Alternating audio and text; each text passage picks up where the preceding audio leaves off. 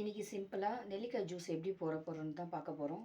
ஒரு நெல்லிக்காய், கொஞ்சோண்டு இஞ்சி, கொஞ்சமாக கருவேப்பிலை, ஒரு பல்லு பூண்டு, இது எல்லாத்தையும் சேர்த்து ஒன்றா மிக்ஸி ஜாரில் போட்டு அரைச்சிக்கலாம். இப்போ இது எல்லாத்தையும் ஒன்றா சேர்த்து அரைச்சாச்சு. இப்போ வடிகட்டிக்கலாம்.